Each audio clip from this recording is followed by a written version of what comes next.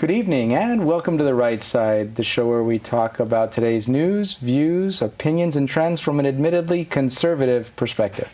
I'm your host, Chris Pareja, and this evening I actually have two guests that are running for office in the East and South Bay.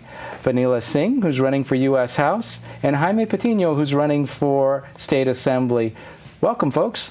Thank you for having us. Thank you. So wanted to get to know a little bit about each of you and what kind of situation led you to a point where you got crazy enough that you decided to run for office. And we'll start with Vanila. Tell us a little bit about what made you decide to run. Well, thanks so much for asking, and it's a pleasure to be here with Jaime. I'm a physician at Stanford. I've been there for 10 years, and what got me to run was really the stories that I'd been hearing from my patients. Now, we know that there's new healthcare reform legislation that's out there. But even prior to that, you hear the stories of patients' treatments that get refuted.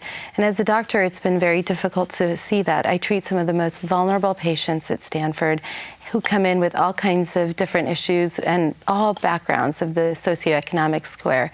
And in essence, what I found was that the legislation, which is already proven to have many problems, would continue to have problems, and that there haven't been enough doctor voices involved in there to really represent the patients.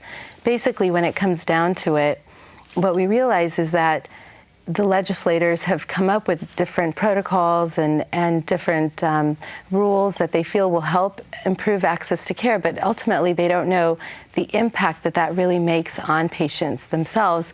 And I feel that as a doctor, I could best advocate on their behalf. So that's one of my main reasons that I'm running. The other issues are really related to my story, my own personal story. I'm a proud daughter of immigrants. My parents came here from India about 42 years ago. And my father came here on a scholarship to do his master's in civil engineering. Today, I can say my dad just completed the San Francisco Bay Bridge project, and that's been a dream to work on a landmark project like that. I've been the beneficiary of all his hard work, my mom's hard work, and I've lived the American dream. My concern is that our kids and our future generations may not have those opportunities. And I feel that we are off on the wrong track. We need some fiscal responsibility. We need more American jobs. And we need to ensure that those kids, even with all the upbringing and values and education that they'll get, that they will have those opportunities that I benefited from and so many others have. Okay. And so how about you, Jaime? Yeah, well, Chris, thanks for having us here today.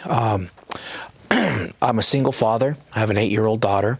I live in Union City. I've been a lifelong resident. I also I work finance for UC Berkeley. I've been there for about 3 years, and I'm also the chair of the Human Relations Commission for Union City. Most of my work has been in the private sector, though. And the reason why I decided to run was because I see what's going on in this state, and there's some problems that are here. We're not addressing them. We need to speak now before we get to the point where we have to make some really big, drastic changes in the quality of our life, make some big choices on how we're going to spend our money at the state level. My three things I'm going to be fighting for that I'm mostly concerned about are jobs, schools, and law and crime. The first thing is jobs. Right here in the Bay Area, overall things are getting better, but the state as a whole is still far behind the rest of the country. Right now, we're second in the highest unemployment rate in the country. If you actually look at the U6 unemployment rate, which just came out a couple weeks ago, and that rate actually doesn't just deal with the regular, typical unemployed. They deal with the underemployed or people that just gave up. It's been consistently above 13%. Mm-hmm. So we need to get to these people. We need to help them out. And we also need to make sure that we don't have jobs that are here move to other states. We don't need our jobs going to Texas. We don't need our jobs going to Nevada, to Arizona. I happened to work for a company a while back. It got so frustrating for them to operate here in California, they moved over to Kentucky. 59 good jobs were lost because of that. We cannot have that. When Google expands, they shouldn't expand in Texas. They should expand here in California, where they're headquartered. Chevron, just a few months ago, said that they were going to move 700 jobs from here in San Ramon, their world headquarters, over to Houston. That needs to stop. We need to change the environment in Sacramento to make it more business friendly. Our school systems are failing us. We're getting kids through our system here without an adequate education. They do not have the skills they need to be effective in this workforce. We're doing things the old way, and we're not teaching our kids how to be productive in a 21st century economy. Now, does it mean spending more money? Maybe on certain programs, but overall it doesn't. I was reading an article not too long ago where 8th grade algebra scores actually increased in 2009 in this state, right around the time when education funding was starting to get slashed because of the recession. Now, that goes contrary to what we're hearing everywhere else. That, oh, you need more money, you need more money. I was just visiting a school, a charter school called Impact Academy over in Hayward. Their kids are 92% minority. 65% of those kids are eligible for free or reduced lunch. Yet when they graduate, 95% of these students go on to a college, whether it's a technical school, vocational school, 2-year college. 75% of them actually go to a 4-year college, and yet they do it with less money per pupil. So, we need to look into, are we spending our money efficiently and get the most out of this? Because we're getting kids that are graduating, don't know how to fill out a resume, don't know what it's like to actually be in the workforce. They think it's an actual democracy when it's not. Don't know how to run a cash register. That's what I hear as far as complaints from the citizens and that kind of thing. Yeah. And so you're working in Berkeley. Do you work for Berkeley? For UC Berkeley. UC Berkeley. Yes. So I just want you guys to know there are all sorts of reasons that I feel like you're busting all of the stereotypes down. Stanford, UC Berkeley. We have Democrats on the show. We have Republicans on the show. You both happen to be Republicans, running as Republicans in the Bay Area. Now, the media would have us believe that both of you and me, we all have too much pigment to run as Republicans in the first place, especially within liberal university settings. I mean, I'm just looking at this. You're female, which we're supposed to hate all females in the Republican Party. You're a single dad. I'm looking at all of these different factors, and I'm just watching the stereotypes. I can hear them crashing in my head. How much opposition have you heard to being Republican and breaking the stereotypes down? I'm just curious. Well, I can speak to that immediately. I think the first thing that I heard when we had filed our papers was, is she a real Republican? There's no way that she could be a Republican. Did you give the blood test? Yeah. They have them at the registrar, right? I think the beauty of that is that what the media has painted Republicans as, and then what reality shows, is what they have a hard time putting together. And so, there are many people out there who are like us. And what I said to them was, get ready, because I'm just the beginning. Yes. We certainly vote and we consider and we think about issues outside of our race or gender or skin color. Right. And I think that's what's coming to light. And as we see the direction that the country's headed in with the taxation and the spending, I think most people who are here in this country, who have come from all walks of life, from different corners of the globe, to really get the American dream and have the opportunities that allowed our country to prosper, they're saying, wait a minute, this isn't why we're here. This isn't fitting the bill. If I wanted high taxes and high spending and a government that was overreaching and crushing us, well, I would have just stayed home. Or moved to Europe. I mean, that's popular there, right? Right, precisely. And I think that's exactly what's motivating all of us, and that's why the Republican Party is taking on so many different flavors, because people see it for what it is, and those ideals which are so worth fighting for, which is an individual freedom and liberty. Right. And so what about you, Jaime? Yeah, well, right now we're collecting signatures in lieu of the filing fee. We're trying to get 1,500 right now. We're out everywhere, all over the district. Right. And one thing I've noticed time and time again, if someone gives me 10 seconds to explain what my priorities are, what I believe in, 9 times out of 10, they agree with me. I found the same thing. When you talk as humans, they believe it doesn't matter, and they're just assuming you guys are Democrats anyway, like they did to me. Right. Yeah, I mean, who doesn't want good jobs here? Right. I spoke with some people. They had grandkids that had to their grandkids moved to Texas because their jobs moved. Now they don't get to see their grandkids that often anymore.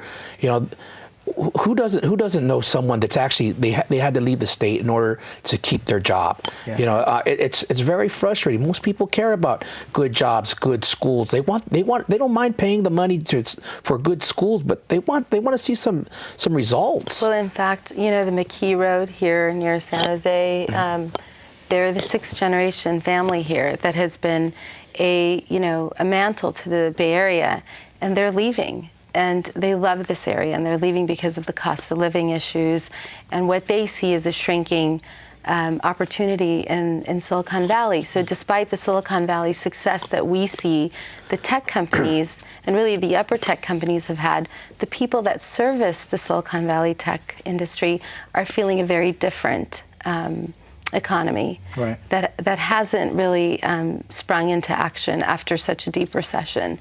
It's really been sputtering.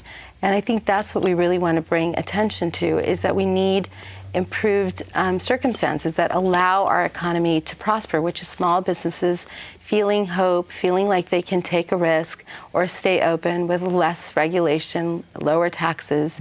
That's the engine of America. Well, even some of the bigger businesses are moving out of the Bay Area because they can't afford to do business here. We keep talking about Texas. Even my son is, he's 13 years old, and he says, "Dad, can we move to Texas? Because you get to do things like drive the car you want over there, or you get to go do all of these other things that are not just necessarily economic." But as a teenage kid, it's like he's looking at car magazines and all the things he wants to put on them. It's like, that's not legal in California. That's not legal in California. That's right. It's just all of these things, and it's not that we want to damage the state in any way.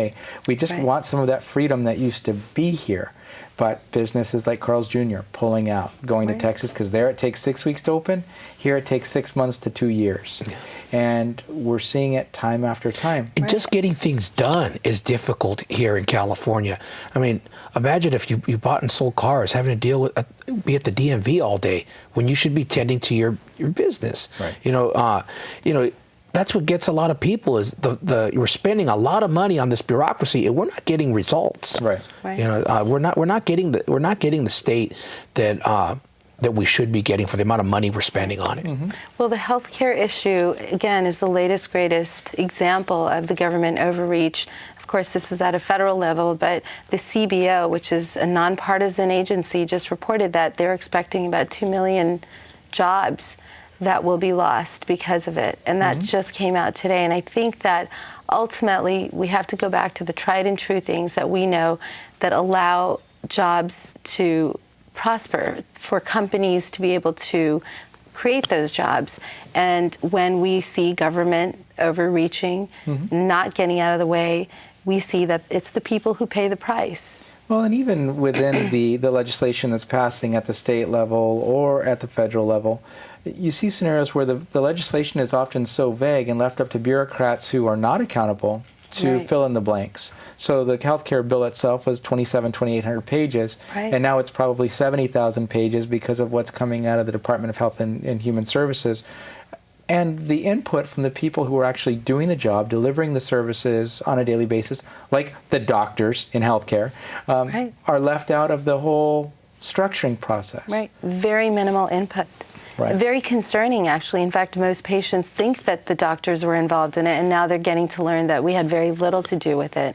And it's alarming, actually, because the entire industry is built between the patient and the doctor. Just those two, that relationship, and then you have an industry of insurance companies, of hospitals, everybody's involved in it, the unions, but you don't have the doctor and the patient involved, and that's what's lacking. And that's where the problem lies. So we need more doctors in Congress who represent those patients, where we know those treatments that are vital and necessary, that they are followed through, and that it's the doctors who make the decisions along with the patients. Yeah, let's get another thing clear too, is that for all the hoopla about the numbers of people enrolling into the Affordable Care Act, many of them are people that already had policies. We're not signing up. A lot of them are not people that didn't have coverage. These are people whose plans were canceled, are no longer being renewed, that are getting on now. It's not necessarily the people that the law was supposed to be helping, the uninsured. Right. So we're getting more laws, more regulations, more cost, right. and we're not really helping the people that it was designed to help. Plus, well, that's assuming that it was designed to help people versus to reorganize the system. Right, exactly. It's higher premiums, higher deductibles. The people who are signing up, in fact, many of them are now in Medi-Cal, which is, our form of Medicaid, here in California, and that's not necessarily a good thing because there's so many problems with that as well. So and they also decline a lot of coverage or a lot of procedures for patients, more so than the private sector in many cases. Absolutely. And people think that the government can do it better. Well, yeah. No, we know otherwise. And many providers won't even take Medi-Cal or Medicaid. Yeah. That's the thing. So you're going to get hundreds of thousands, if not millions, of people here in California onto Medi-Cal, and so you're expanding the pool, but the amount of providers that actually take it is going to be so limited, you will have insurance in name only. And you will have a doctor shortage because you're simply not going to have the providers to do that, as well as for Medicare, which we know the ACA legislation took $700 billion out of Medicare. Yep.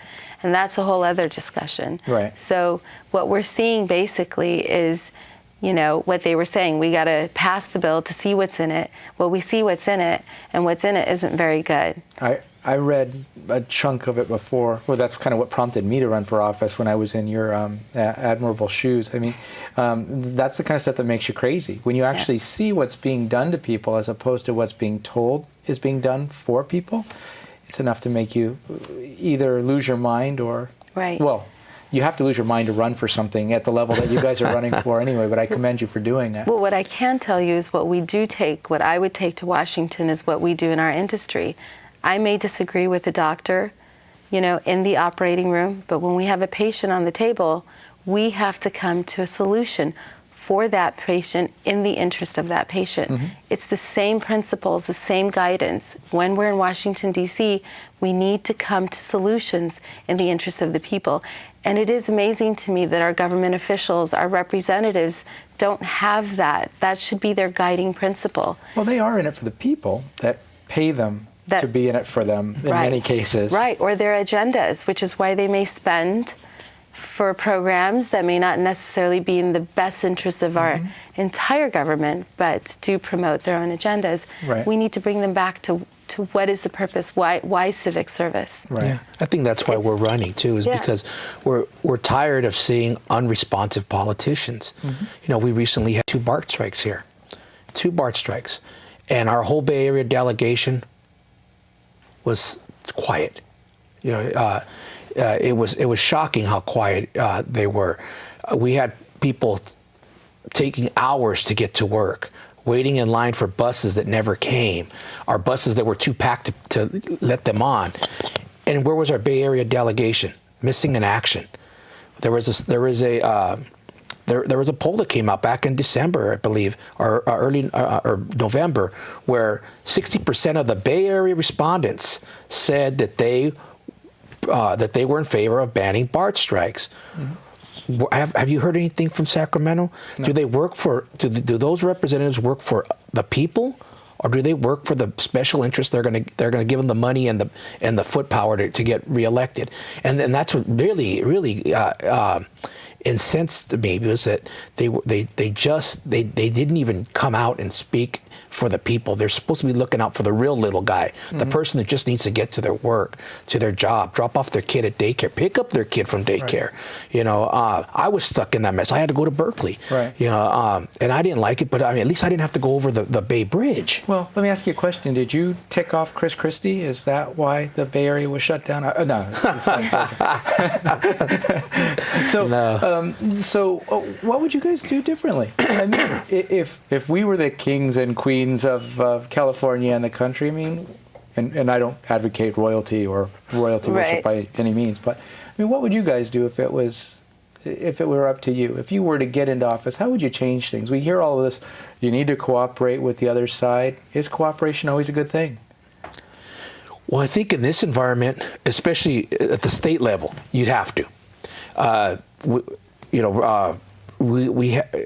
If you want to be an effective leader in the Bay Area, you have to work in a bipartisan manner, because many of the elected officials at the city level, the county level, they're from the other side.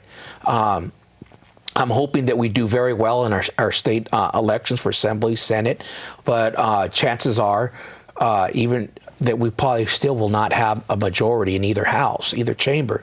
I believe we will deny them their 2/3 majority, which would be great. But either way, we're still going to have to work together. Mm-hmm.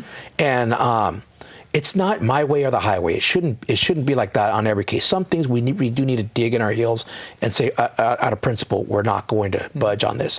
But for others, we could find some common ground.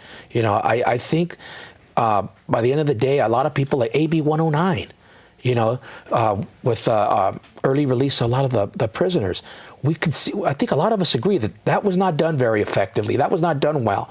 You released all these prisoners, but you didn't give the counties or the cities the resources to deal with the influx of felons. Mm-hmm. So here we have these people just like a revolving door going into the county jails, only stay a few days, then they're back out. Mm-hmm. The cities are overwhelmed because the property crimes are going up. Mm-hmm. A lot of drug crimes are going up, but they have not much money for treatment, for supervision. Mm-hmm. I was hearing from the assistant DA for Sacramento County. She said, we have 95,000 sex offenders in this state, and out of that, we lost track of about 35,000 of them. And that's scary, scary stuff. Yeah. We've only got a couple minutes left. I do want to find out from Vanila, what would you change, or do you agree that we should always go along to get along? Or are there times to dig in your heels? What's your thought? I think both are important, but I think what it really comes down to is what the voters send us there for, and that's to get things done.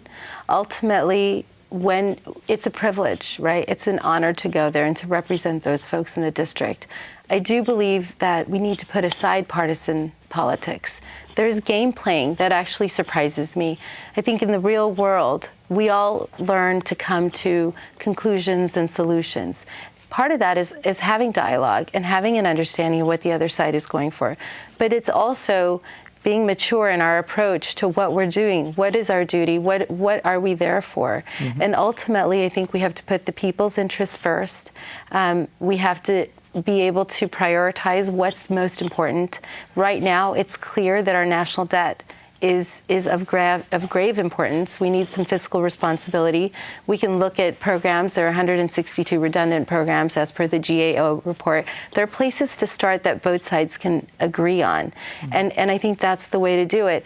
And know that maybe less suspicion about what the other person is doing there and more time finding commonality. Because ultimately, I think most people do want the best for the country. Okay. But economy, jobs, and healthcare, those are the three things that I think we need to focus on currently. Okay, well, if you both will hold on for just a moment, we're going to take a quick break, and then we are going to bring you back after the break so that we can let people know where to find out more about what you're up to in your campaigns.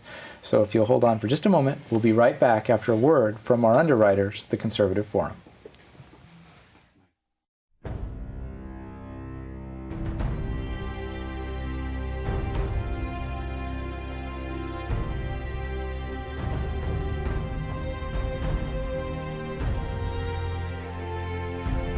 The Conservative Forum of Silicon Valley began with 20 conservatives meeting at a restaurant in November of 2003. Our mission is to promote the principles of American liberty through education. By 2012, we had grown to over 600 paid members. Our monthly meetings feature well-known and prestigious conservative speakers addressing issues that are critical to our country's very survival. This includes speakers like Victor Davis Hanson, Andrew Breitbart, David Horowitz, and many others. In addition to our monthly meetings, we sponsor a conservative local cable access TV show, The Right Side, covering today's topics. Our Constitution discussion group not only teaches the Constitution, but started our annual essay contest that awards 2 $1,000 scholarships to local high school seniors. We are a virtual clearinghouse for grassroots organizations by providing them with table space at no charge in our exhibit area. There are typically a dozen groups represented. If you are like-minded, join us at our next meeting and become motivated and empowered. Liberty, made in America.